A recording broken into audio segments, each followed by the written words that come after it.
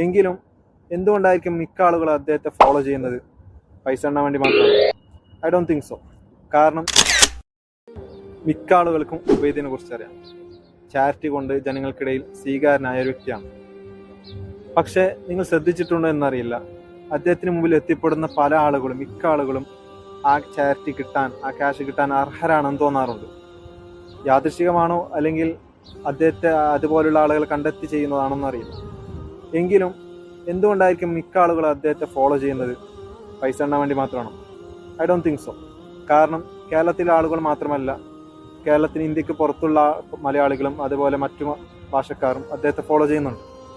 ആ വീഡിയോയിൽ നിന്ന് നമ്മൾ കിട്ടുന്ന ഒരു പോസിറ്റീവ് എനർജി ഉണ്ട്. അതായിരിക്കും ജനങ്ങളെ കൂടുതൽ അദ്ദേഹത്തിലേക്ക് ആകർഷിച്ചത്. ഒരാളുടെ വിഷമം മാറുമ്പോൾ, വിഷമം അകറ്റുമ്പോൾ പൊതുവെ മനുഷ്യർക്ക് സന്തോഷമാണ്. ആ ഒരു സന്തോഷമാണ് അദ്ദേഹത്തിന് ജനങ്ങൾക്കിടയിൽ ഇത്രയും സ്വീകാര്യമാക്കിയത്.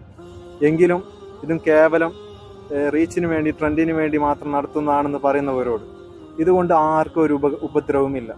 കാണുന്ന നമ്മൾക്ക് സന്തോഷം, പൈസ കിട്ടുന്നവർക്കും സന്തോഷം, ഇത് നൽകുന്നവർക്കും ഉപകാരം, എല്ലാവർക്കും ഉപകാരം മാത്രമേ ഉള്ളൂ. അപ്പോൾ മലയാളികൾക്ക് പൊതുവെ ഒരു സ്വഭാവമുണ്ട്. ഒരാൾ നന്മ ചെയ്യുന്ന കാണുമ്പോൾ പെട്ടെന്ന് ഉയർച്ച നൽകുകയും ചെറിയൊരു നെഗറ്റീവ് കാണുമ്പോൾ ഉടനെ താഴ്ത്തി കളയുന്ന സ്വഭാവം. സോ കഴിയുമെങ്കിൽ സപ്പോർട്ട് ചെയ്യുക, ഇല്ലെങ്കിൽ നെഗറ്റീവ് അടിക്കാതിരിക്കുക.